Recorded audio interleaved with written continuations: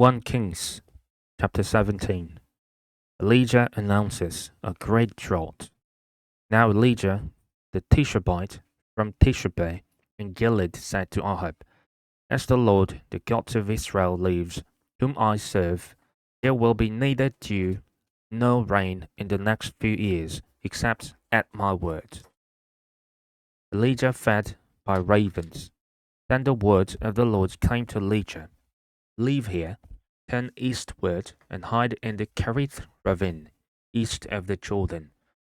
You will drink from the brook, and I have directed the ravens to supply you with food there. So he did what the Lord had told him.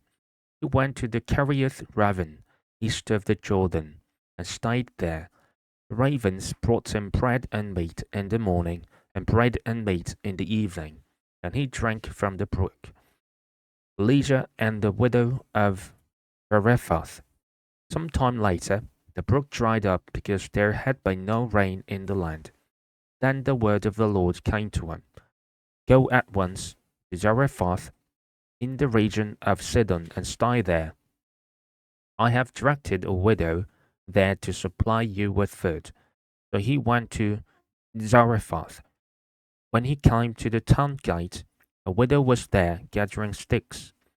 He called to her and asked, Would you bring me a little water in a jar so I might have a drink? As she was going to get it, he called, And bring me, please, a piece of bread. As surely as the Lord your God lives, she replied, I don't have any bread, only a handful of flour in a jar and a little olive oil in a jug. I am gathering a few sticks to come and make a meal for myself and my son, that we may eat and die. Elijah said to her, Don't be afraid. Go home and do as you have said. But first make a small loaf of bread for me from what you have and bring it to me. And then make something for yourself and your son. For this is what the Lord, the God of Israel, says. The jar of flour would not be used up, and the jug of oil would not run dry, until the day the Lord sends rain on the land. She went away and did as Elijah had told her. But there was food every day for Elijah and for the woman and her family. For the jar of flour was not used up, and the jug of olive oil did not run dry, in keeping with the word of the Lord spoken by Elijah. Some time later, the son of the woman who owned the house became ill. He grew worse and finally stopped breathing. She said to Elijah, What do you have against me, man of God? Did you come to remind me of my sin and kill my son? Give me your son. Elijah replied. He took him from her arms and carried him to the upper room where he was staying and laid him on his bed. Then he cried out to the Lord, Lord my God, have you brought tragedy even on this widow I'm staying with, by causing her son to die? Then he stretched himself out on the boy 3 times and cried out to the Lord, Lord my God, let this boy's life return to him. The Lord heard Elijah's cry, and the boy's life returned to him, and he lived. Elijah picked up the child and carried him down from the room into the house. He gave him to his mother and said, Look, your son is alive. Then the woman said to Elijah, Now I know that you are a man of God, and that the word of the Lord from your mouth is the truth. 1 Kings chapter 18. Elijah and Obadiah. After a long time, in the 3rd year, the word of the Lord came to Elijah. Go and present yourself to Ahab, and I will send rain on the land. So Elijah went to present himself to Ahab. Now, the famine was severe in Samaria, and Ahab had summoned Obadiah, his palace administrator. Obadiah was a devout believer in the Lord. While Jezebel was killing off 100 prophets and hidden them in 2 caves, 50 in each, and had supplied them with food and water, Ahab had said to Obadiah, Go through the land to all the springs and valleys. Maybe we can find some grass to keep the horses and mules alive, We will not have to kill any of our animals. So they divided the land they were to cover, Ahab going in one direction and Obadiah in another. As Obadiah was walking along, Elijah met him. Obadiah recognized him, bowed down to the ground, and said, "Is it really you, my lord Elijah?" "Yes," he replied. "Go tell your master, Elijah is here." "What have I done wrong?" asked Obadiah, "that you are handing your servant over to Ahab to be put to death? As surely as the Lord your God lives, there is not a nation or kingdom where my master has not sent someone to look for you.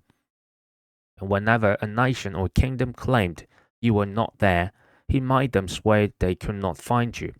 But now you tell me to go to my master and say Elijah is here. I don't know where the Spirit of the Lord may carry you when I leave you. If I go and tell Ahab and he doesn't find you, he will kill me. Yet I, your servant, have worshipped the Lord since my youth. Haven't you heard, my lord, what I did while Jezebel was killing the prophets of the Lord? I hid 100 of the Lord's prophets in 2 caves, 50 in each, and supplied them with food and water. And now you tell me to go to my master and say, Elijah is here. He will kill me." Elijah said, "As the Lord Almighty lives, whom I serve, I will surely present myself to Ahab today." Elijah on Mount Carmel. So Obadiah went to meet Ahab and told him, and Ahab went to meet Elijah. When he saw Elijah, he said to him, "Is that you, you trouble of Israel?" "I have not made trouble for Israel," Elijah replied, "but you and your father's family have. You have abandoned the Lord's commands and have followed the Baals. Now summon the people from all over Israel to meet me on Mount Carmel, and bring the 450 prophets of Baal and the 400 prophets of Asherah, who eat at Jezebel's table." So Ahab sent word throughout all Israel and assembled the prophets on Mount Carmel. Elijah went before the people and said, "How long will you waver between two opinions? If the Lord is God, follow him, but if Baal is God, follow him." But the people said nothing. Then Elijah said to them, "I am the only one of the Lord's prophets left, but Baal has 450 prophets. Get 2 bulls for us. Let Baal's prophets choose one for themselves, and let them cut it into pieces and put it on the wood, but not set fire to it. I will prepare the other bull and put it on the wood, but not set fire to it. Then you call the name of your God, and I will call on the name of the Lord.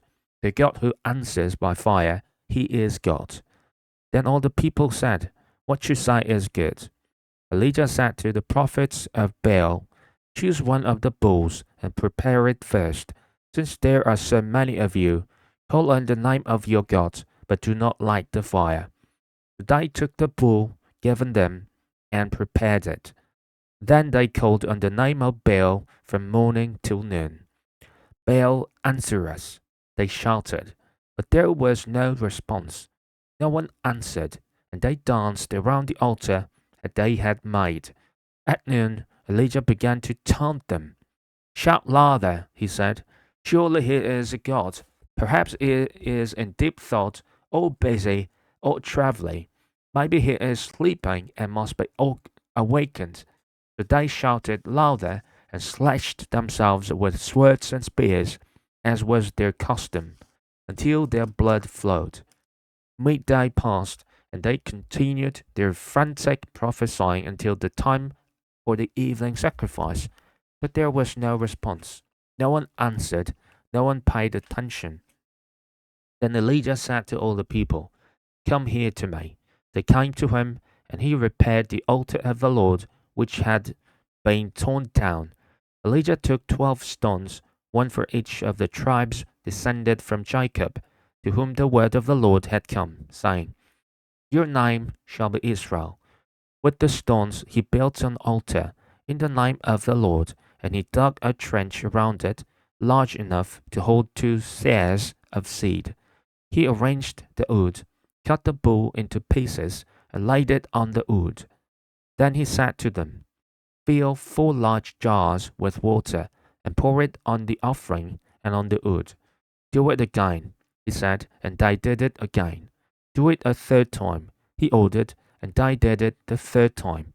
The water ran down around the altar and even filled the trench.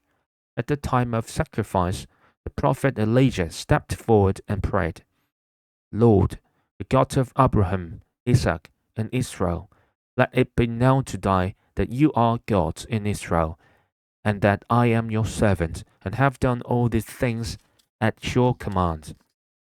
Answer me, Lord, answer me, so these people will know that you, Lord, are God, and you are turning their hearts back again." Then the fire of the Lord fell and burned up the sacrifice, the wood, the stones, and the soil, and also licked up the water in the trench. When all the people saw this, they fell prostrate and cried, "The Lord, He is God! The Lord, He is God!" Then Elijah commanded them, "Seize the prophets of Baal. Don't let anyone get away." They seized them, and Elijah had them brought down to the Kishon valley and slaughtered there. And Elijah said to Ahab, "Go, eat and drink, for there is the sound of a heavy rain." So Ahab went off to eat and drink. But Elijah climbed to the top of Carmel, bent down to the ground, and put his face between his knees. "Go and look toward the sea," he told his servant. And he went up and looked. "There is nothing there," he said. 7 times Elijah said, "Go back." The 7th time the servant reported, "A cloud as small as a man's hand is rising from the sea."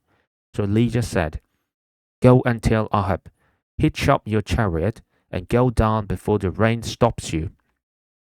Meanwhile, the sky grew black with clouds, the wind rose, a heavy rain started falling, and Ahab rode off to Jezreel. The power of the Lord came on Elijah, and, tucking his cloak into his belt, he ran ahead of Ahab all the way to Jezreel.